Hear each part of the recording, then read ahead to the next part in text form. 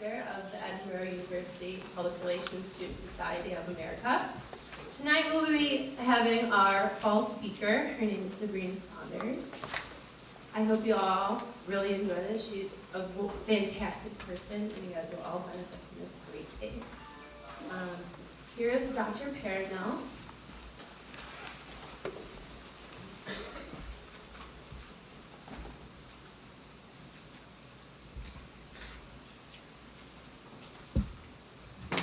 I thought maybe there was going to be a drum roll in there or something, but that's what I was waiting for.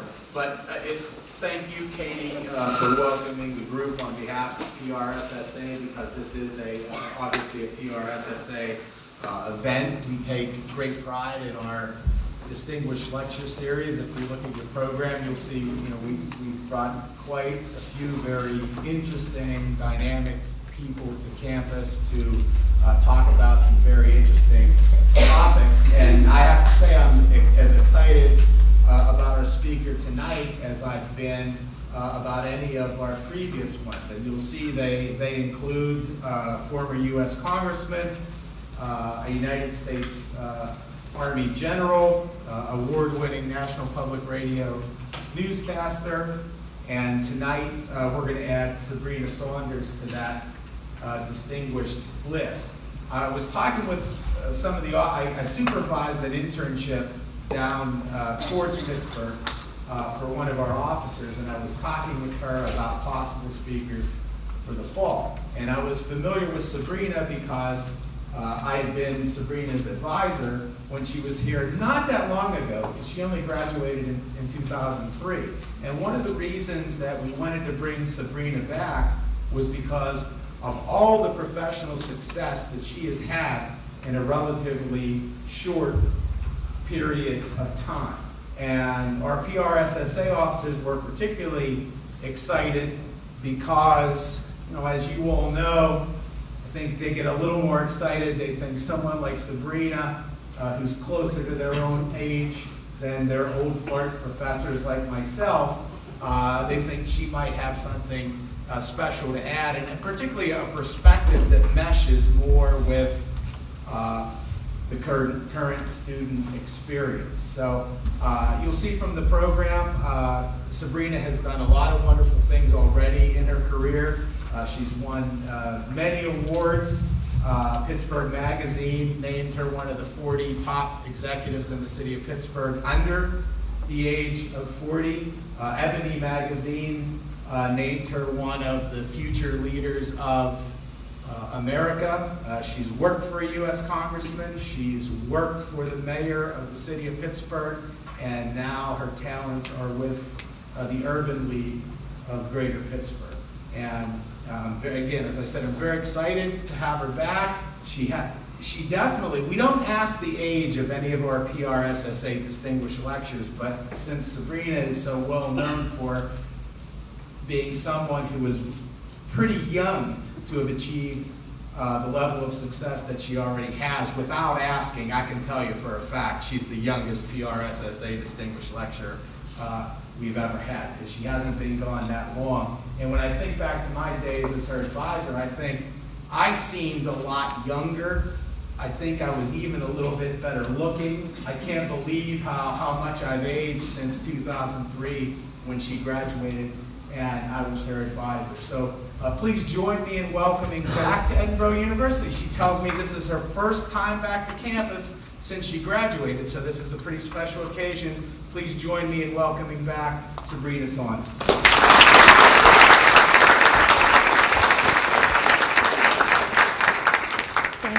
Thank you. I'm not going to use the microphone. I don't think that I'm going to need it, but let me tweet really quickly.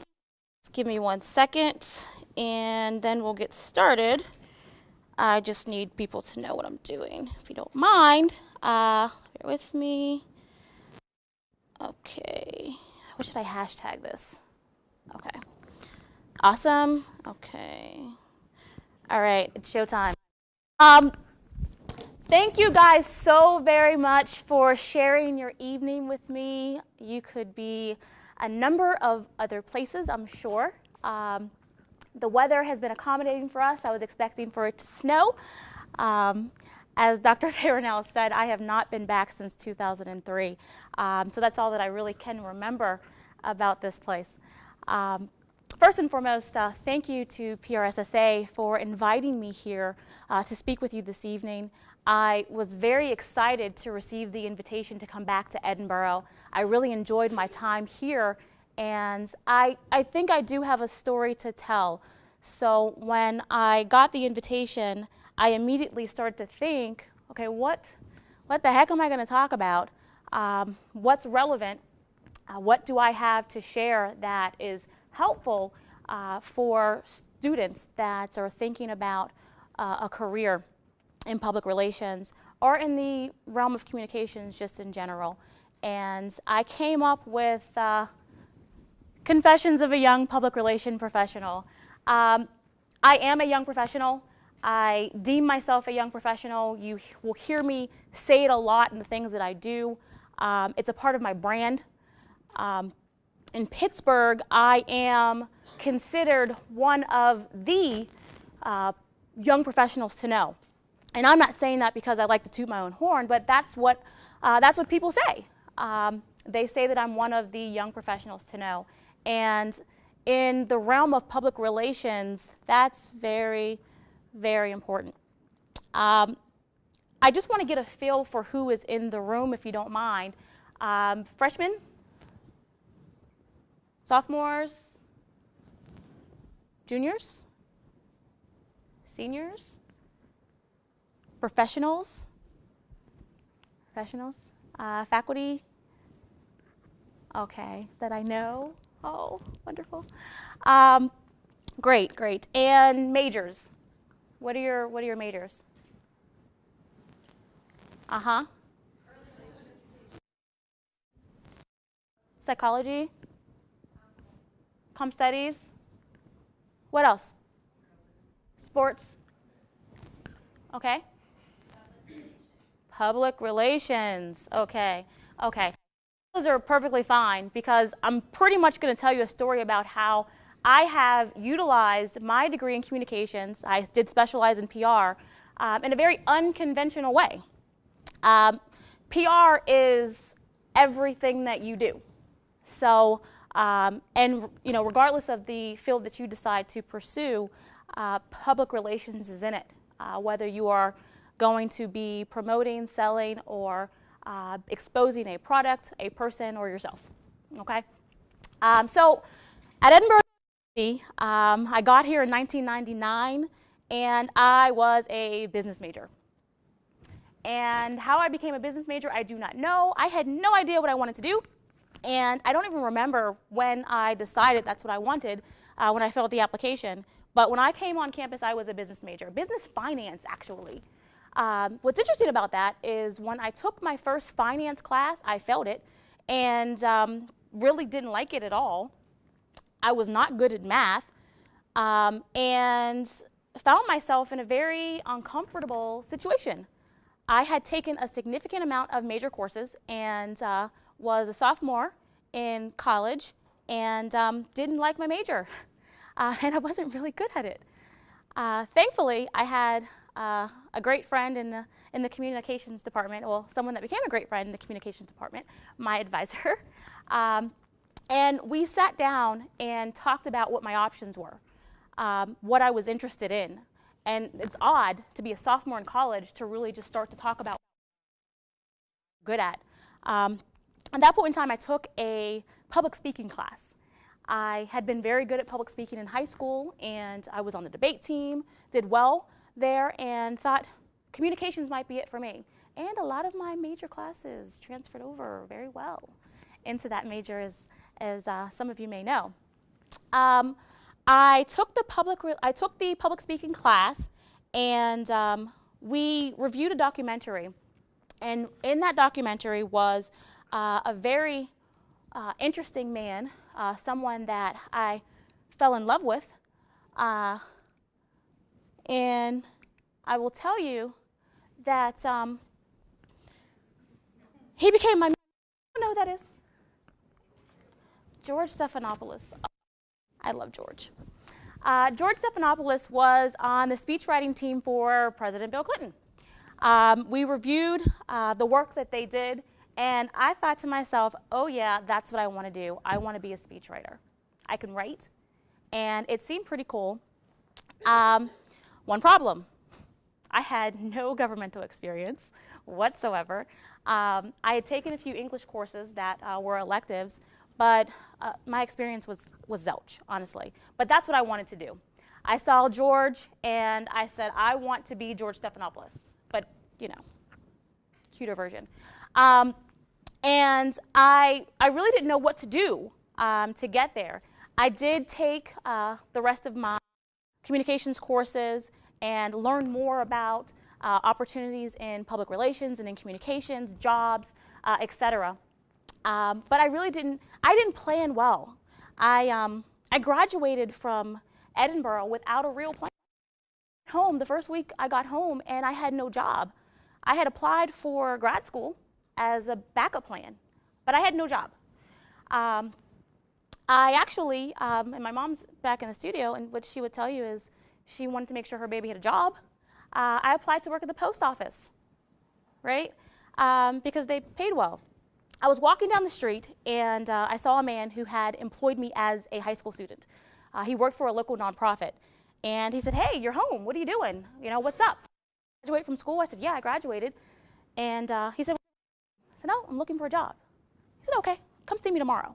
I went to see him, and this man who I had known throughout my childhood, who watched me grow, who worked in the neighborhood that I lived in, offered me a job that very next day. And what was ironic about it is that he offered me a job working as the head of a program that I actually was in when I was a child. Why did he do that? He did that, one, because he was interested in empowering his community, of course, but two, because when I was working in that program, I was a young person that stood out. Remember, I said he saw me walking down the street, and he asked me what I was up to, right? And he was genuinely interested in what I was doing. I had definitely left a good impression with him, and he wanted to help me out. So it was a win-win situation. So I was working for a nonprofit. Now, mind you, I said I wanted to be a speaker. I'm working for this nonprofit. I'm learning how to write, trying to get my job. I'm talking to community members. I'm going out to schools. I'm, getting our name out, doing whatever I can to get people engaged in my programs.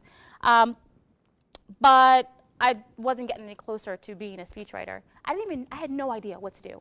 I met a man at a school who was an attorney, and I told him what I wanted to do.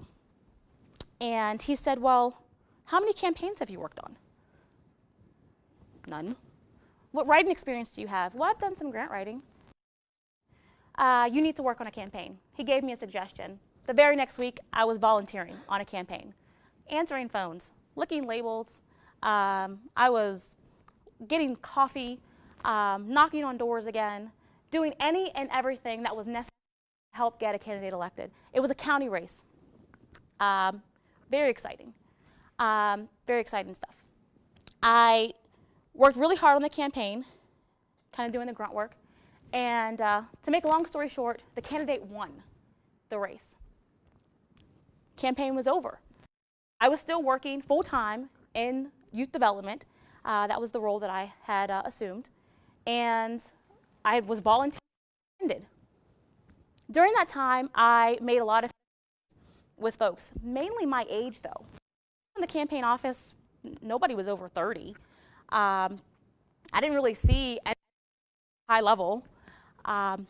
Everyone kind of looked like me.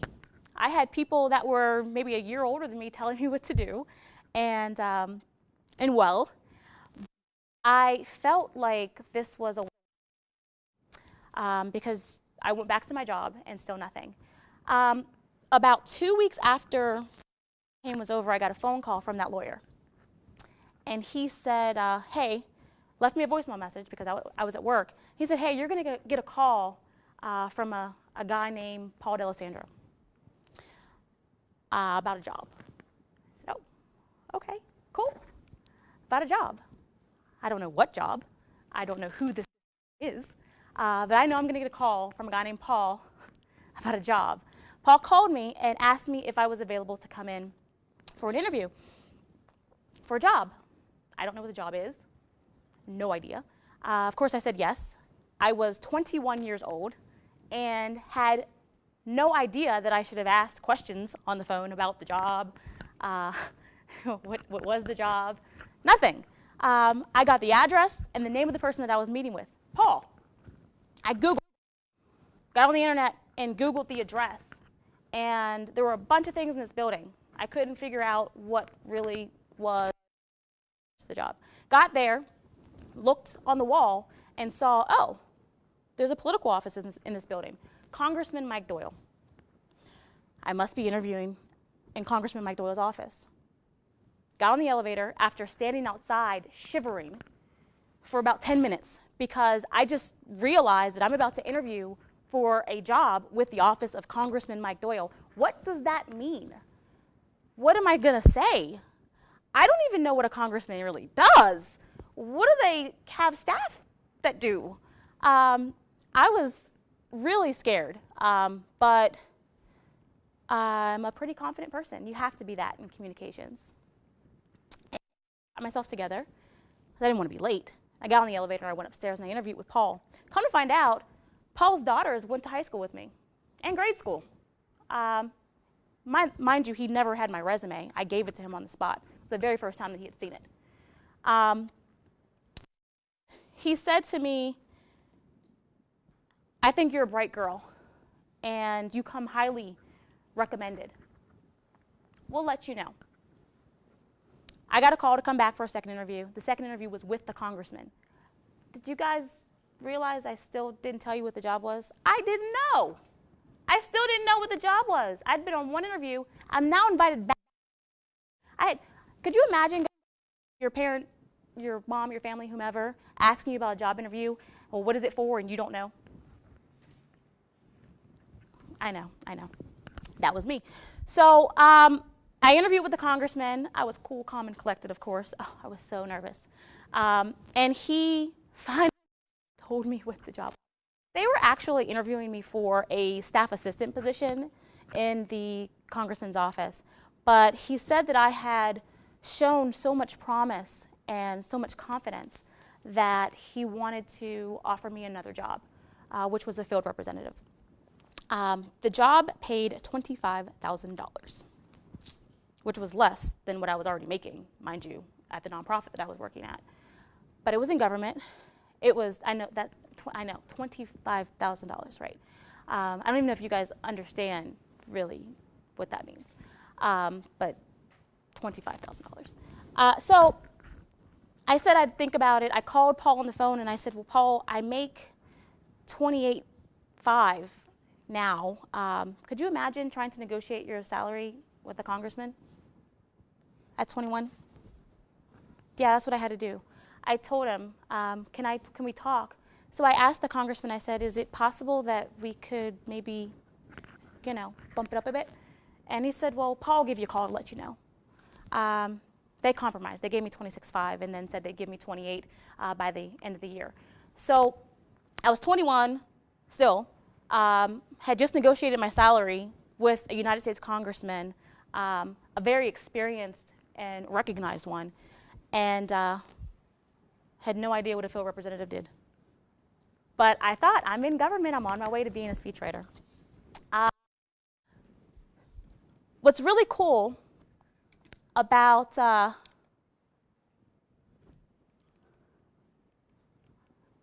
right now. What's really cool about my story, all right. There we go. What's really cool about my story, I think, is that when we get to the heart of it, I've had some fun being a public relations professional. I did work for a congressman. I learned about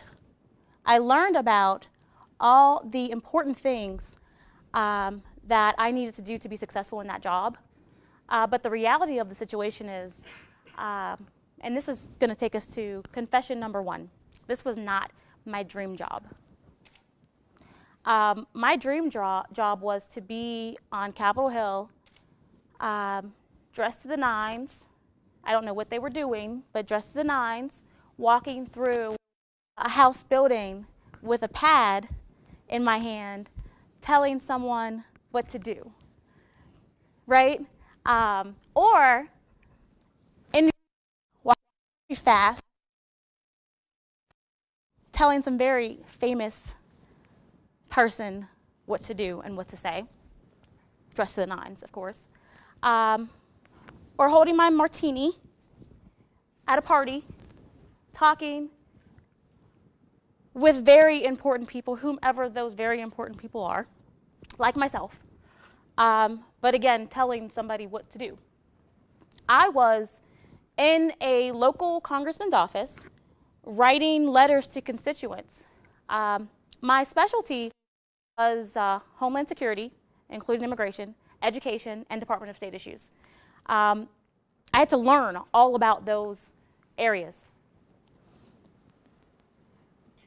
But my strong suit was the fact that I could write, I was creative, and I was great under pressure. Working in a governmental office is very fast-paced. Things happen at the drop of a dime. People protest, right? People lose jobs, people die, we go to war, people are upset, people hate you, and they pay taxes, so you work for them. You work for them. You have to make them happy. They're your audience. So when someone calls on the phone and they mistakenly think that I'm a young Caucasian woman and they have a problem with Section 8 and say something very derogatory and racist on the phone, this is my constituent base. So my calm, collected, very well-dressed self to make sure that they're still on our side, know that our congressman doesn't really go for that. So you have to be tactful, right? Have the gift of gab. Who has the gift of gab? Anybody in here have the gift of gab? Can sell water to a whale. Yeah? Probably the guys. It's usually the guys.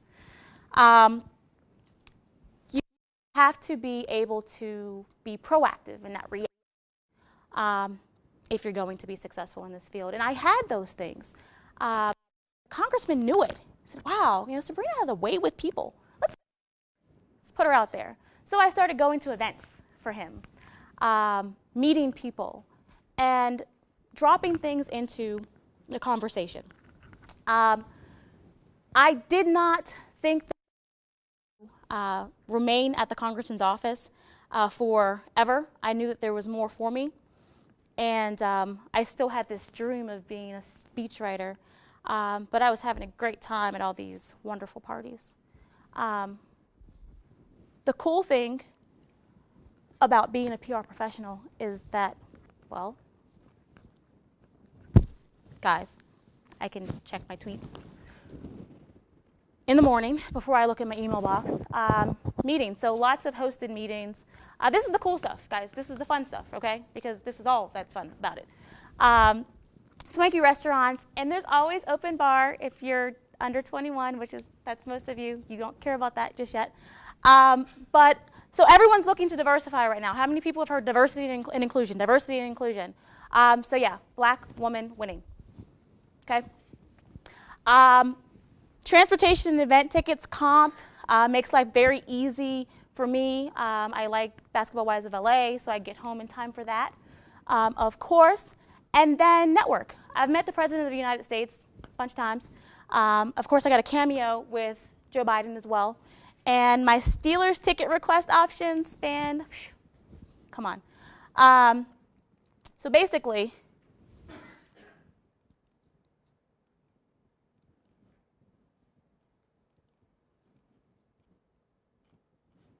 bam.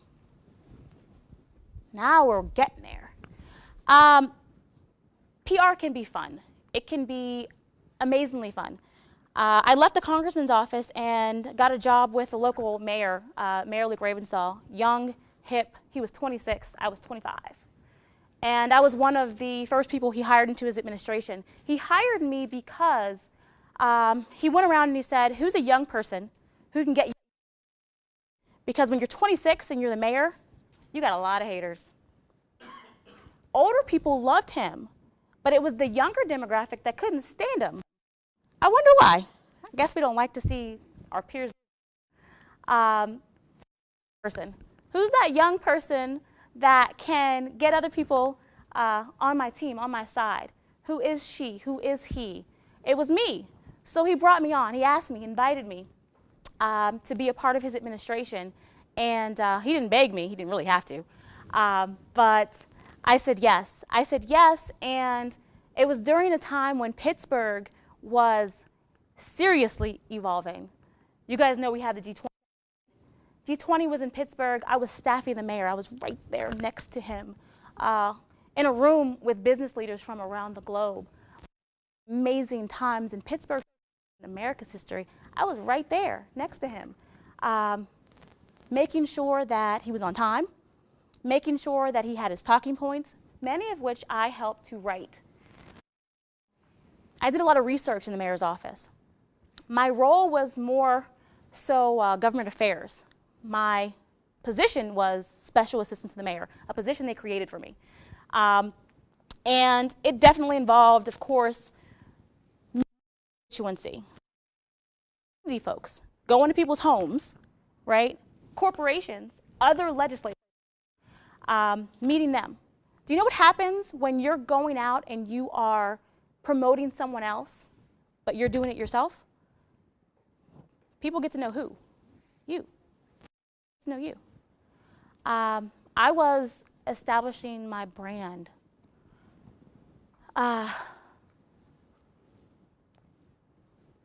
Confession number 2, I'm in PR because I love freebies and I secretly think I'm a celebrity.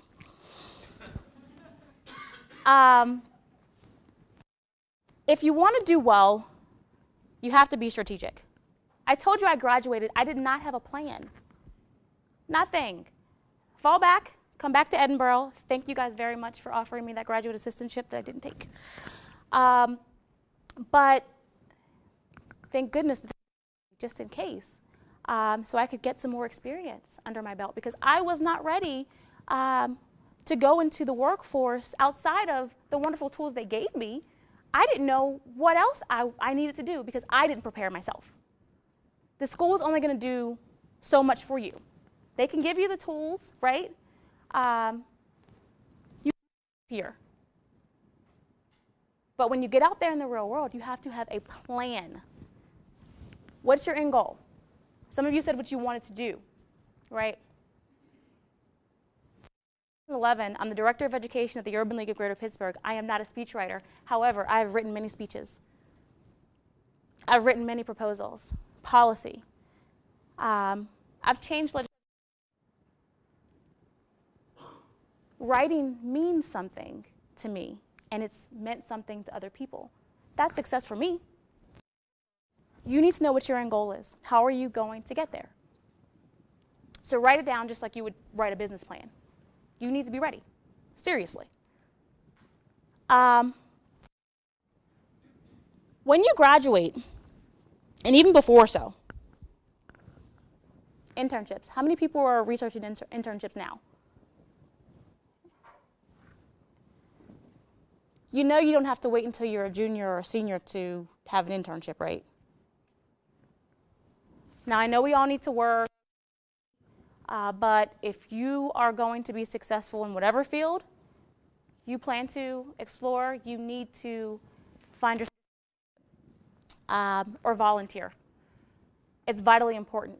People want folks with experience, and college definitely gives you a nice foundation, but the work world is where you're going to get your experience, and you're only going to get that if you get out there and you put in the time and you sell yourself and get an internship and volunteer.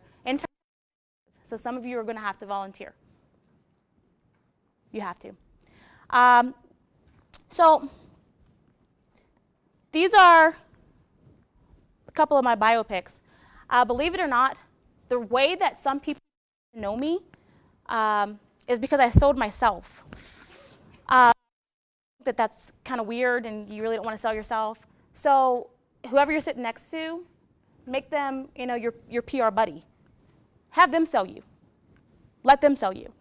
When there are awards to be won, and I'm dead serious, when there are awards to be won, when there are positions to be held, have someone else speak for you, recommend you, nominate you. Feel free to ask them to do it. It's okay. Trust me, people do it all the time. But you have to be ready. So have your professional photo so that when Ebony calls you, because they called me, and Ebony asked you, Sabrina, we need a picture for us to put into our national magazine, you have one. I didn't. If anyone feels, the need, Ebony, beyond, I'm on the inside. The picture is horrible. I didn't have a professional one. I'm embarrassed, but I'm in a national magazine because, right, Mom? Right. Be ready. Be prepared.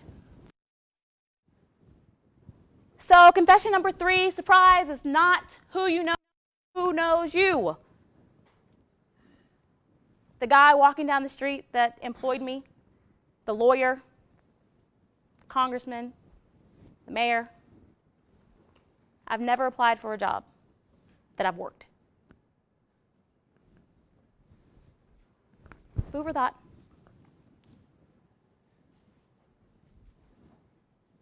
So you told me that there are a couple of things that you guys are interested in your fields. Do you know the leaders in your field? The top professionals? The top corporations? Do you know who those people are? Do you? I'm not going to call on you and ask you, so you can lie. Do you guys know who they are? Look at who's leading the way in your field. Follow them. I was talking to some of the folks in the communication room, in the TV production room, and I heard them talking about following folks on Twitter or following professionals on Facebook. That's important. Understand their story. Ask them questions if you can, via social networking, may it be. Look at the people and the resources around you. The people, the faculty, right? They have experiences, they have connections, they have amazing networks as well. Talk to them, learn about them. Make sure that you have a mentor. Mentors are essential. I have many. Many of them are men for me, but I utilize them. Maintain your relationships, okay? It's very important for you to maintain your relationships. Never know when someone is going to drop your name in a conversation. You're not always going to be there when the opportunity comes up. But trust me, when they do come up, you want someone to drop your name in the bucket. In PR, specifically, you always want to be on the short list, but you want to be on the top of the short list. I treasure my personal and my professional and my virtual friendships.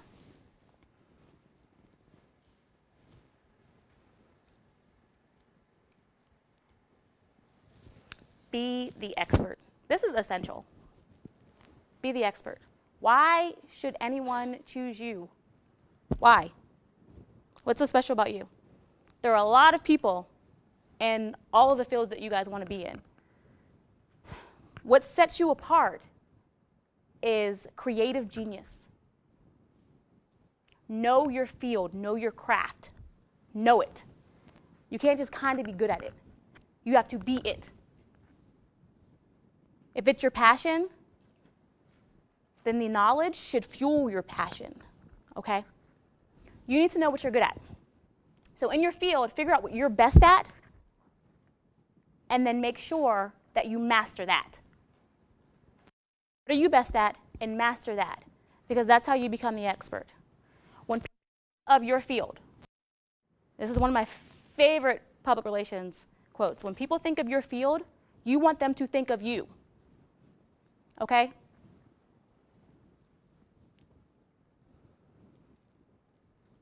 Confession number 4.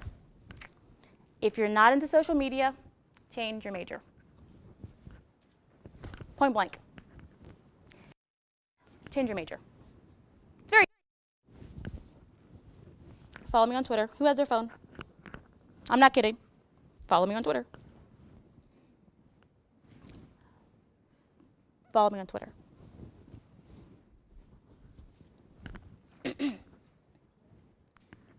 Follow me on Twitter. Okay, follow me. Nobody's moving. Okay, follow me on Twitter. Sab Saunders, at Sab Saunders. Follow me, at Sab Saunders, on Twitter. How many people still have MySpace? How many people ever had a MySpace? Out of all of those people that ever had a MySpace, did you shut it down? Or is it still active? It's still active? Shut it down. That's your brand out there. Just out there for anybody. When's the last time you were on it? When's the last time you changed your picture? Gosh. Facebook, Twitter, LinkedIn, are they up to date? What are you saying on there? What are you saying about yourself? What are you saying about other people? What are other people saying about you?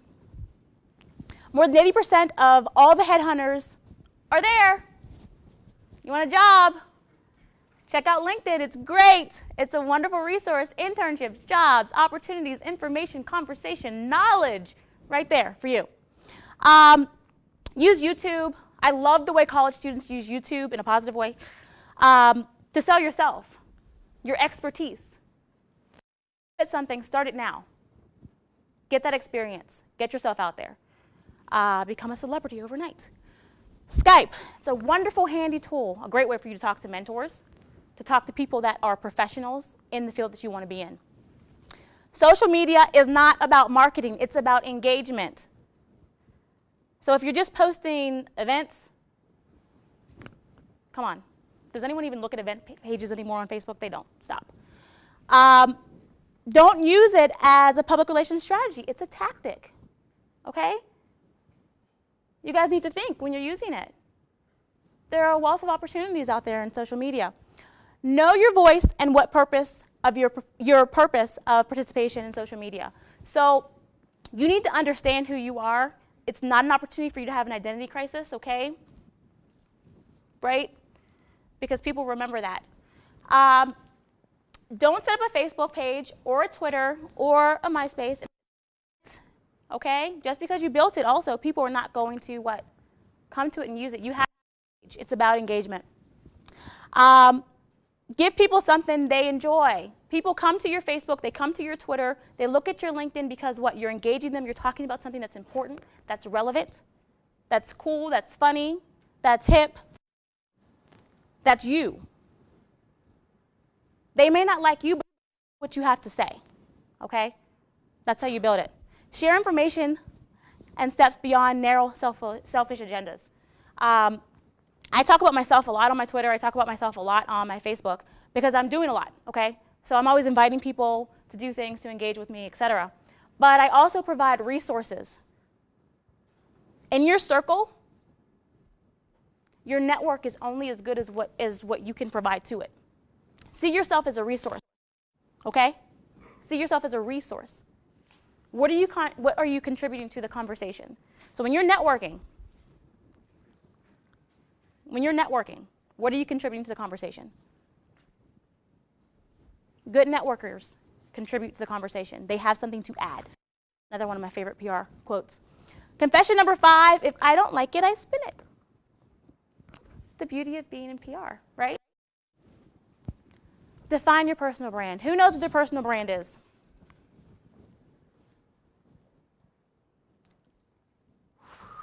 Crickets, crickets, crickets, crickets. Okay, some great personal brands. Oprah. So Dr. Oz, Dr. Phil, Oprah. Did you have any idea who they were before Oprah? Donald Trump.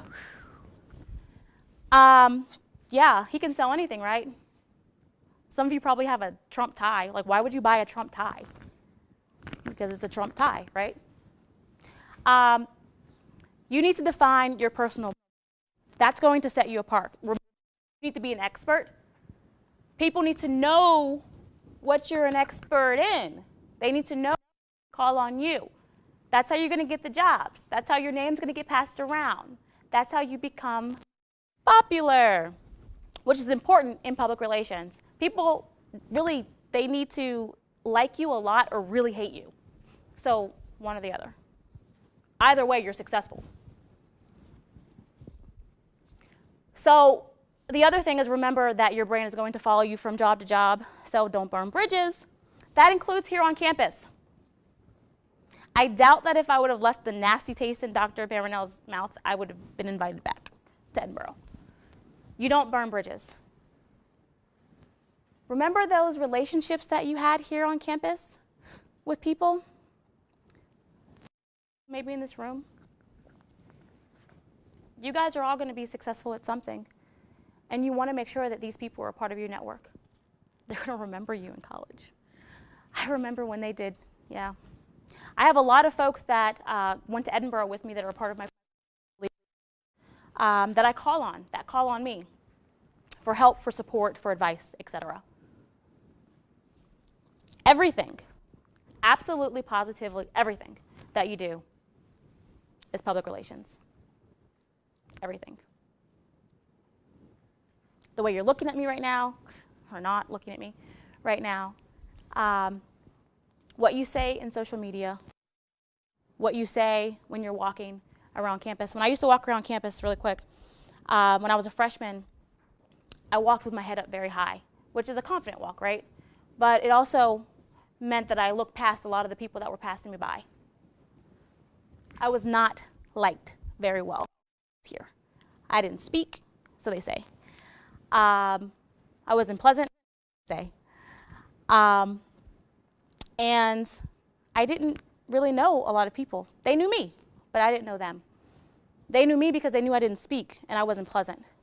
That changed a lot as I grew up and I became a lot more mature. But that was my brand here on campus. And that comes along with a lot of other things. And you don't want it to be negative. You don't want to start off that way. You can start to define your brand today. Or redefine your brand today.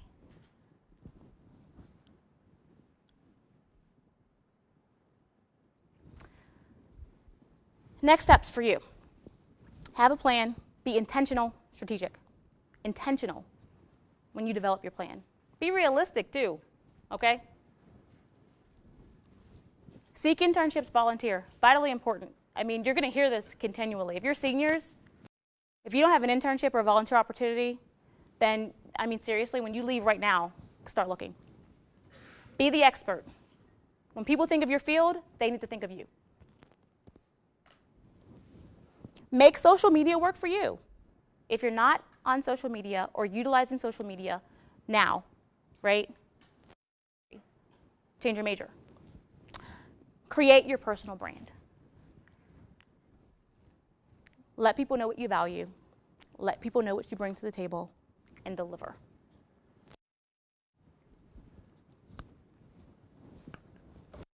Okay, so with all of that said, I have a job in nonprofit. I write press releases. I'm not a press secretary. I write policy talking points. I'm not in external relations. I write proposals. I write grants. I'm not a grant writer.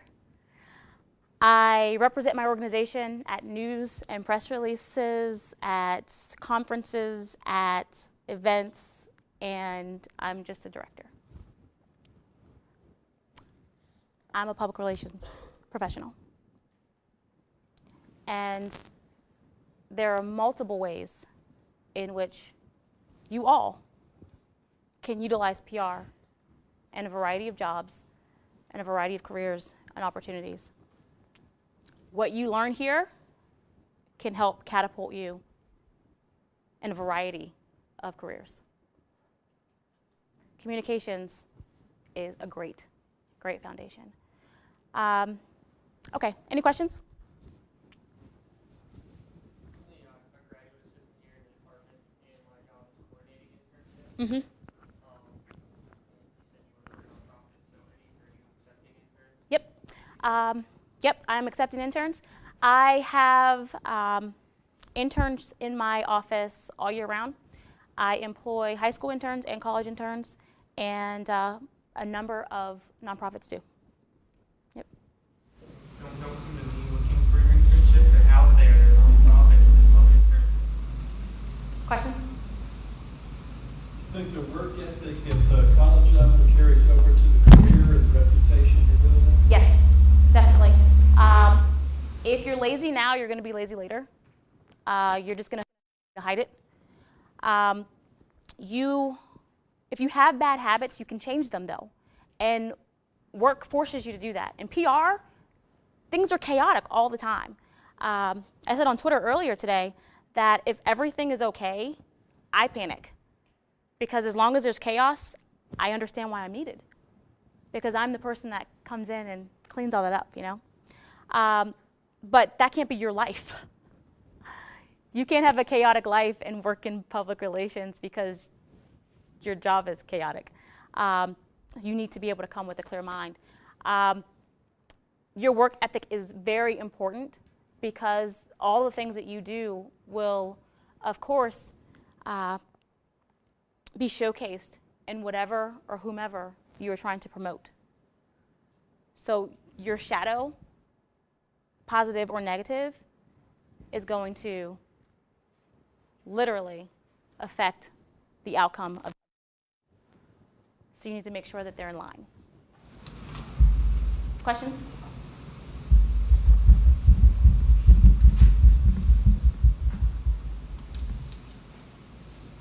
I remember you said something about developing your own personal brand. Now, as far as you developing your own personal brand, is it something that happened instantly, or is it something that you developed over time? It's something that I developed over time. Excuse me. It's something I developed over time.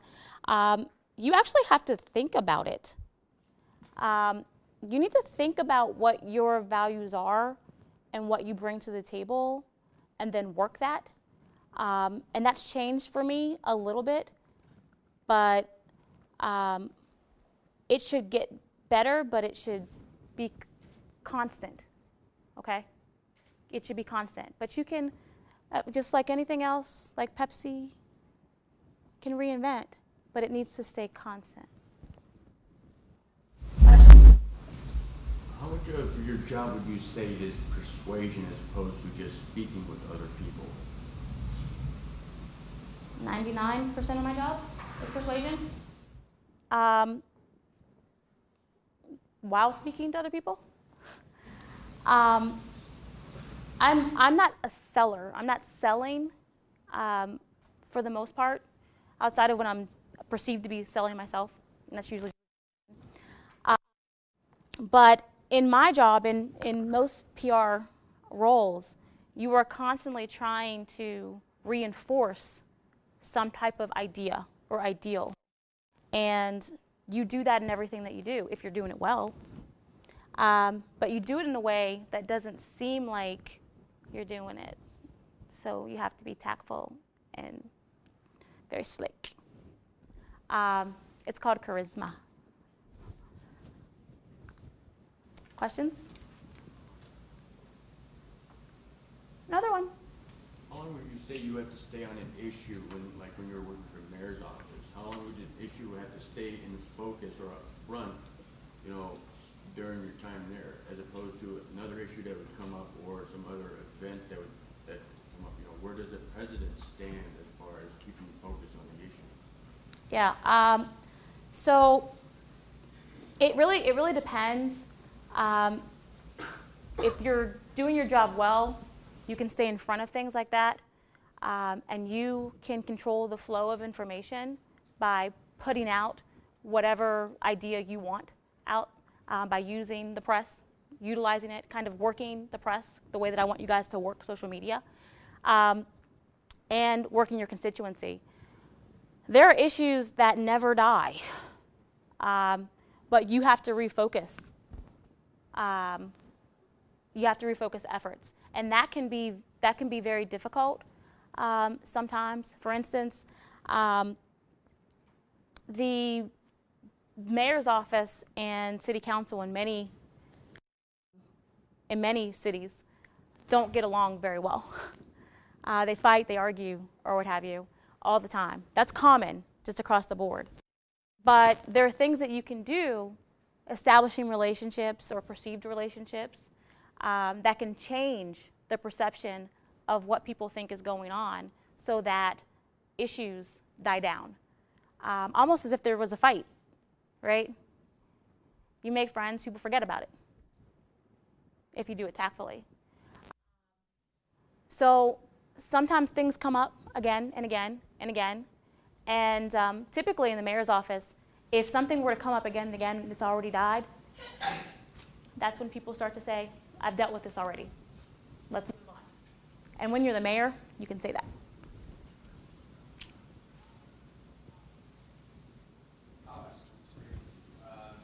You talk about being strategic and being intentional. Obviously, that you're encouraging people to apply that to career planning. Since your first job wasn't your dream job, I think you're real happy where you're at right now. But I'm curious. I'm curious as to the extent you're already thinking of what your next career move might be, what your next dream job might be. And in terms of your personal brand, I think you would agree with me. I think a key part of your personal brand is that, for lack of a better term, you're an authentic Pittsburgher. Yeah. I mean, you know, up there with the president and the vice president, some people in Pittsburgh probably think the photo with Heinz Ward and Franco Harris is like even cooler. So the part B of my question is, what do you see your next dream job? And is Pittsburgh so much a part of your brand that you're primarily committed to staying in that city, or would you think about giving it a whirl somewhere else? That's a really good question. And what I will say is I'm asked all the time, are you going to move? Are you going to move? And do you think that you would be able to do as well somewhere else outside of Pittsburgh because of how well known you are in Pittsburgh? Could you do the same thing in Chicago or in New York? So my brand and where I am now. I started out in youth development at a nonprofit. I got a job in youth development at a nonprofit. I'm now the director of education and youth development. When I was working for Congressman Doyle, I had education as one of my specialties. I was the resident expert on Department of Education issues. When I worked for the mayor, after being special assistant, and the manager of youth policy, I have a passion for urban youth. I didn't know it when I got my first development, but it kind of chose me, in a sense. And every job that I've had since then has had that embedded in it. Pittsburgh is a huge part of my brand and who I am. Being at the Urban League, which is a part of a national organization, the Urban League of Greater Pittsburgh is an affiliate of the National Urban League. I have already, within the first 8 months of me being there, had an opportunity to be exposed nationally. Why is that important? That's important because of the fact that Pittsburgh is so much a part of my brand. And I definitely feel like it's going to be necessary for me to expand that to do the things that I want to do in the future. I knew that when I took the job. I knew that those opportunities were there. That's being strategic. And I get to choose the type of programming and the type of partnerships and relationships that I build there. And I do. That's being intentional. I see myself living my passion, which is empowering urban youth and providing them with more opportunities. I see myself setting the stage for a number of opportunities for them and giving them a voice. And this is a stepping stone to that. And I feel like I've been lucky to be able to do that because things have just kind of fell in place. Any other questions?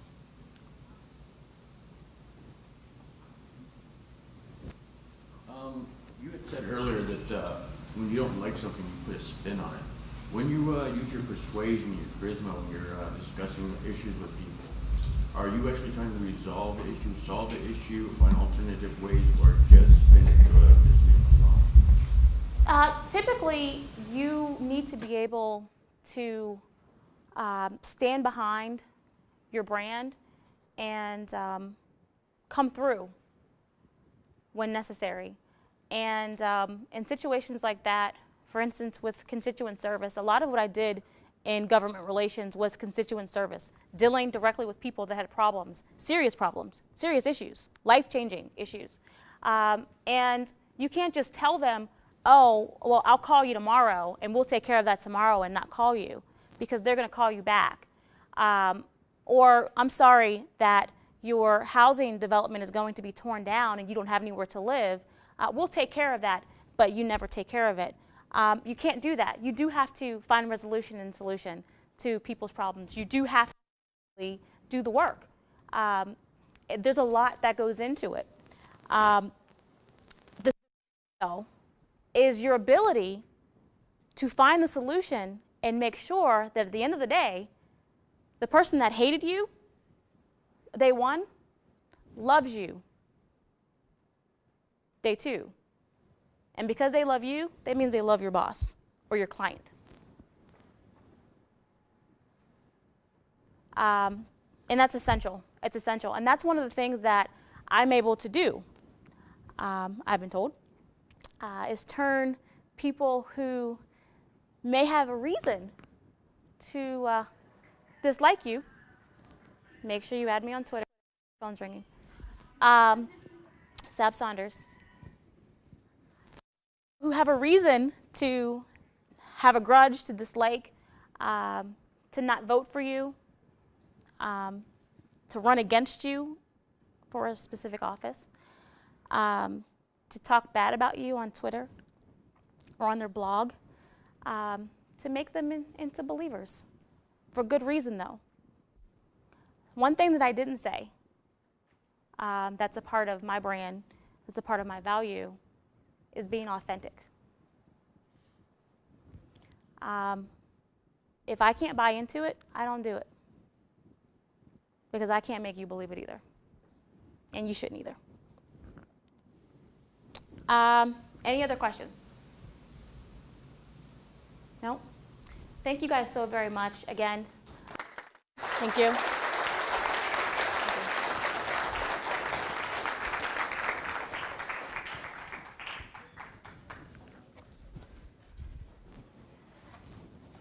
Thank you. We have a present for you. Oh, great. It's from the alum. Oh, thank you. Thank you very much. Very nice to meet you. Good luck. Thank you. Good luck.